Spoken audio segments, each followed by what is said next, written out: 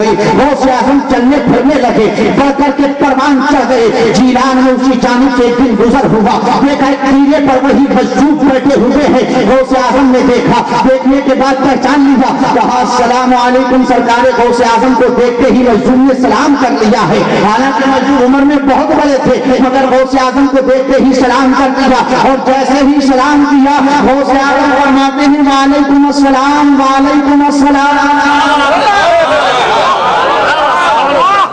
سلام ایک، جواب دو۔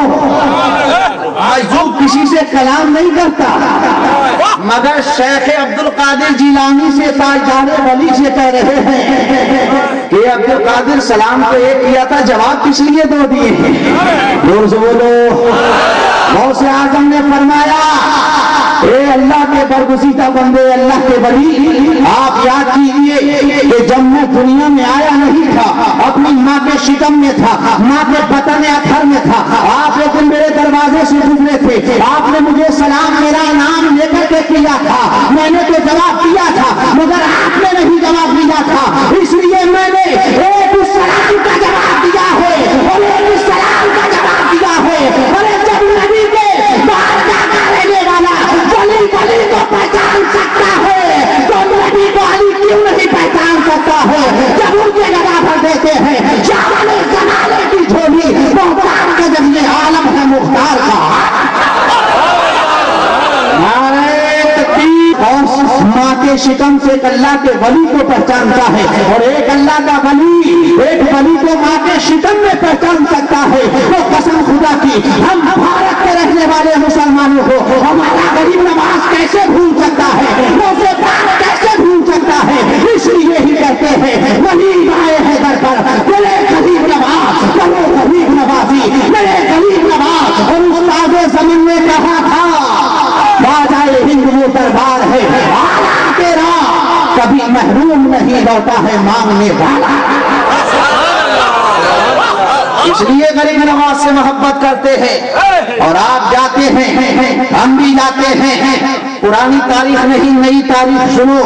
غریب نواز کے فیضان کی گورکھپور یو پی کا ایک شہر ہے، ریتی چوک محلے کا نام ہے، رہنے والے لڑکے کا نام فیروز احمد ہے، اسی ریتی چوک کا رہنے والا پورا خاندان سڑا ہوا وہابی، بدبودار وہابی، بچے کی آنکھ بیماری میں چلی جاتی ہے، روشنی ختم ہو گئی، لکھنؤ کے ڈاکٹروں کو دکھایا، گورکھپور کے ڈاکٹروں کو دکھایا، ممبئی کے ڈاکٹروں کو دکھایا، کلکتہ کے ڈاکٹروں کو دکھایا، ہر ڈاکٹر نے لا علاج کہہ دیا، کہا اب روشنی کے واپس آنے کا کوئی چانس نہیں ہے، اب تو زندگی نابینا گزارنا پڑے گی۔ برادران اسلام، مگر اس بچے کی قسمت کو دیکھو جس کے دل میں پیارے غریب نواز کی محبت کا چراغ چل رہا تھا، اپنے ماں باپ سے کہتا ہے اے میرے والدین، تم نے مجھے ہندوستان کے تمام ڈاکٹروں کو دکھا دیا، ہر ڈاکٹر نے لا علاج کر دیا ہے، اب کوئی میرا علاج کرنے والا نہیں، میری ایک مان لو، میری ایک بات کو ذرا سن لو، مجھے غریب نواز کے دربار میں پہنچا دو،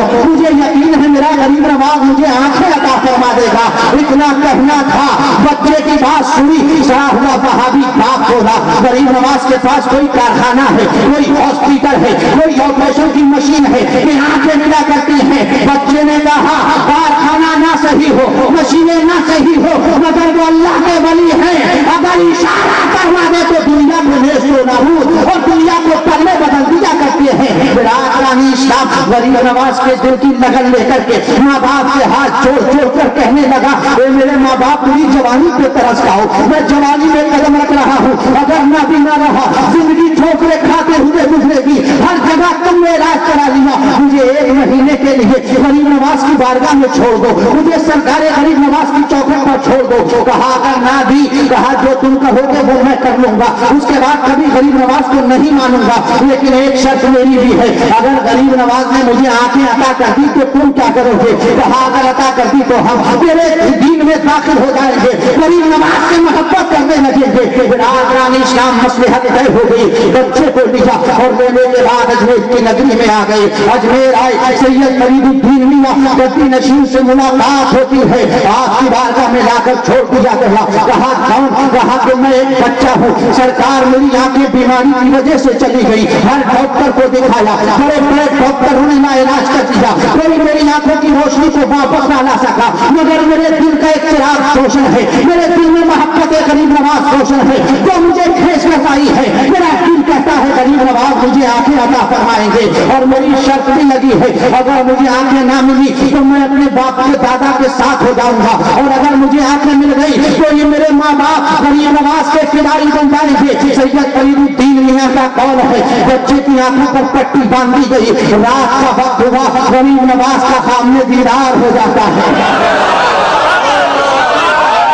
दीदार हुआ गरीब नवाज का। फरमाते हैं मेरे खाजा कि बेटा तुझे हमारे दरबार के फूलों से इफ्तार करना होगी, तुझे 17 दिन रोजा रखना होगा और सहरी करना होगी, तो मेरे लंगर के दलिये से करना होगी, लंगर के बनने वाले खाने से करना होगी। बच्चे ने कहा सरकार मंजूर है, जैसा आप कहेंगे मैं करूंगा। और गलत पट्टी बांधी गई, इफ्तार होने लगी फूलों से होती है, सहरी इफ्तार लंगर में खाने से होती है। 14 दिन तक पट्टी बनी रही, तारीख पता नहीं रही, बल्कि अभी सैयद फरीदुद्दीन मियां अल्लाह उनके चाहे तो हमारे सरों पर देर तक कायम रखे, बाहयात हैं। आप फरमाते हैं 14 दिन के बाद जब पट्टी खोली गई और जब चेकअप कराया गया, डॉक्टर की मशीन ने कहा कि नाबीने की आंखों में 60% भी नहीं, वापस आ गया।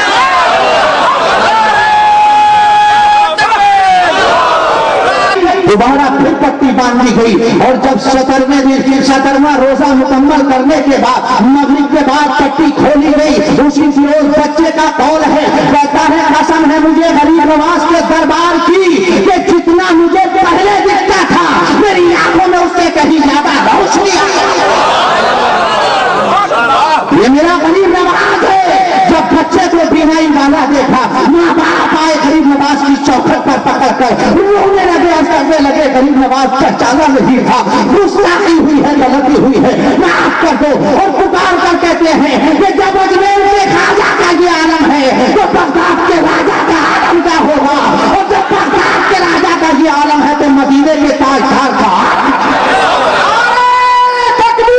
दुआ कर रहे हैं। तो फकत बात ये होती है कि जो जिस इरादे से आता है गरीब नवाज उसे आता भी फरमाया करते हैं। बिरादरान इस्लाम सरकार गरीब नवाज के मुरीद खास आपने जानते हैं ना, जानते हैं हजरत ख्वाजा कुतुबुद्दीन बख्तियार काकी रहमतुल्लाह तआला अलैह महरौली शरीफ दिल्ली में जिनकी बारगाह है, जब आप सरकार गरीब नवाज की बारगाह में रहते थे, आपको इतने जाहिर व बातिन अता फरमाने के बाद गरीब नवाज ने हुक्म फरमाया बेटा कुतुबुद्दीन जाओ दिल्ली की सरजमीन पर हमारे नाना के दीन की तबलीग करो, दीन की इशाअत करो। बिरादरान इस्लाम पीर का हुक्म था। आप चले अजमेर की नगरी से और दिल्ली की सरजमीन पर महरौली शरीफ पहुंच गए। जिन्होंने दिल्ली देखी है आज भी जानते हैं महरौली आज भी महरौली एक आउटसाइड एरिया है। इतना पॉपुलेशन बढ़ने के बाद भी आज भी दिल्ली की वो महरौली एक साइड पड़ती है, एक किनारा है। मगर जब सरकार ख्वाजा कुतुबुद्दीन आए थे वहां बेआबान जंगल के अलावा कुछ और नहीं था। अल्लाह का वली आया, आने के बाद जंगल को साफ किया गया, उस मकाम पर अपनी झोपड़ी बना दी गई। सरकार गरीब नवाज रज़ी अल्लाह तआला अन्हु का ये पाला हुआ परवरदा, ये अल्लाह का एक बरगुज़ीदा बंदा जैसे ही दिल्ली में आया है, दिल्ली में आपकी आमद की खबर जंगल की आग की तरह फैल जाती है। उस वक्त दिल्ली की सबसे सुल्तान शमसुद्दीन अल्तमश हुकूमत किया करता था। बादशाह पीरों के बड़े आशिक हुआ करते थे, इनके अंदर इश्तियाक पैदा होता है। मैं भी अल्लाह के उस वली की बारगाह में हाजिर होता हूँ जिसके चेहरे की नूरानियत का ये आलम है, जो देखता है उसका हो जाता है, जो देखता है चिंतिता हो जाता है। अलगरज बिरादरान इस्लाम मगर उस वक्त दिल्ली की सरजमीन पर बहुत सारे नकली पीर लोग रहा करते थे। अजीजाने गिरामी ख्वाजा कुतुबुद्दीन की बारगाह में बादशाह सुल्तान शमसुद्दीन अल्तमश आता है, और आने के बाद जैसे ही ख्वाजा कुतुबुद्दीन के चेहरे को देखा, सर के ताज को उतारा और सरकार गरीब नवाज के लाडले के कदमों पर रख दिया और कहा सरकार अब ताजों तक की जरूरत नहीं है, आपके कदमों में जगह मिल जाए, यही मेरी बादशाहत की मेराज होगी। बिरादरान इस्लाम तारीख़ दिल्ली गवाह है, सुल्तान शमसुद्दीन अल्तमश सरकार ख्वाजा कुतुबुद्दीन का ऐसा मोतक़िद होता है कि 2 महिला पालकी तैयार करवा दी गई। अपर फलोर पर हजरत ख्वाजा कुतुबुद्दीन अफरोज होते थे और ग्राम पर बादशाह वक्त बैठा करता था, जहां अल्लाह के वली के कदम से लगने वाली नालैन हुआ करती थी, जूती हुआ करती थी, उसके नीचे बादशाह वक्त के सर का ताज हुआ करता था। ये अल्लाह की बारगाह से इनाम था कि जिसे रब बादशाह बनाता है, दुनिया के बादशाह उसके कदमों में अपनी जगह को जिंदगी की मेराज बंदा करते हैं। बिरादरानी साहब, ये बादशाह का काफिला बड़ी आन बान के साथ दिल्ली में चला करता था।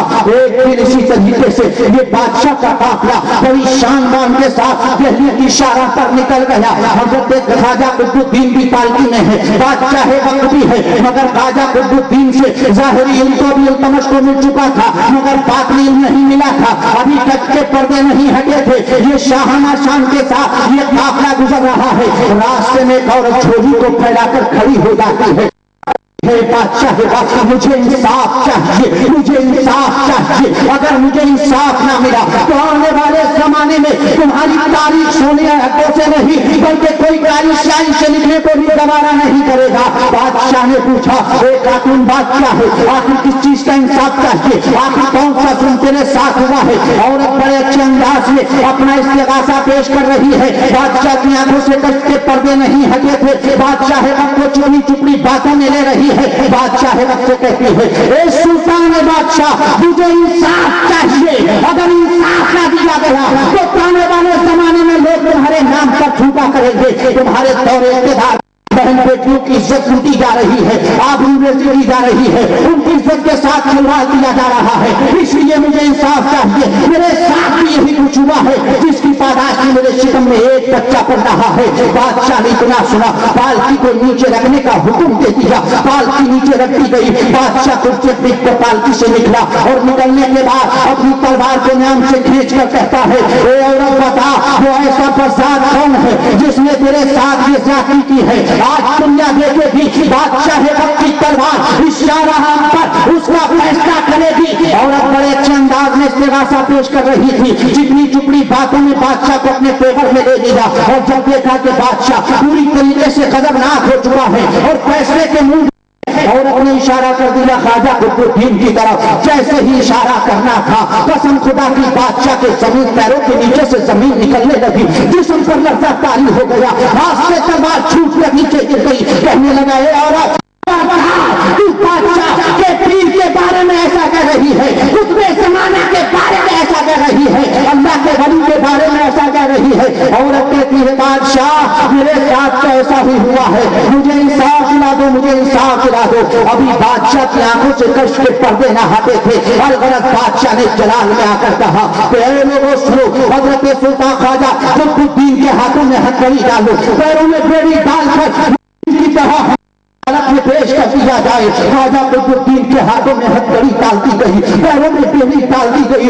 आसमान देख रहा है, जमीन देख रही है। ऐसी तारीख को गरीब नवाज के लाडले की आंखों में आंसू आ रहे हैं, आंसू जा रहे हैं, चेहरे पर एक रंग आता है, एक जाता है, परेशानी का आलम है। बादशाह के दरारत में पेश कर दिया गया। एक तरफ औरत खड़ी है, एक तरफ ख्वाजा कुतुबुद्दीन का ढकने में खड़े हैं, सामने से बयान हो रहा है और ख्वाजा कुतुबुद्दीन के खिलाफ बयान दे रही है, जबान तराजी कर रही है। गरीब नवाज के मुरीद के चेहरे पर एक रंग आता है, एक जाता है, आंखों में आंसू आ रहे हैं। आप कह रहे हैं अपने दिल में आपने किसी को नहीं, दिल में झांकने के बाद अपने पीर गरीब नवाज से कहते हैं, क्या इसीलिए दिल था कि जब इज्जत नीलाम हो रही हो तो कोई मदद करने वाला ना हो, कोई सफाई देने वाला ना हो।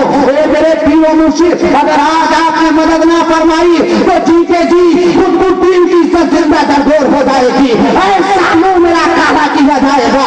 कोई आपके नाना के दिन की तबलीग करने वाला दिल्ली की सरजमीन पर नहीं आएगा।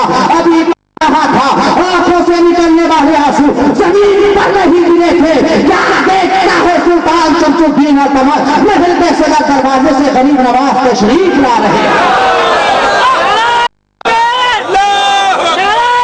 ही सुल्तान शमसुद्दीन ने देखा, अपने तख्त को छोड़ा, दौड़कर पहुंचा गरीब नवाज की बारगाह में और कहा, सरकार अगर कोई हुक्म था आपने फरमाया होता सर के बल मैं हाजिर हो जाता। गरीब नवाज फरमाते हैं, हटो मेरे सामने से, आज तुम्हारी बादशाहत का मामला नहीं है, आज बात मेरे मुरीद के व्यवहार की आ गई है, आज बात میرے ملک کی عزت دلا چکی ہے.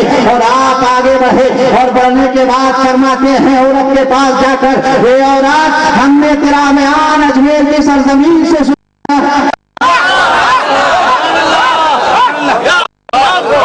کیا فرما رہے ہیں؟ ہم نے تیرا بیان اجمیر کی سرزمین سے سن لیا. اب تم کچھ نہیں بولے گی, جو بولے گا تیرے پیٹ کا بچہ. اللہ اکبر. یہ میرے غریب نواز کی سماعت کا عالم ہے کہ دلی کے بیان کو غریب نواز اجمیر میں سن لے تو غریب نواز اجمیر میں ضرور سماعت کرتے ہیں. جب غریب نواز کی سماعت کا یہ عالم ہے تو غریب نواز کے تکلم کا کیا عالم ہوگا.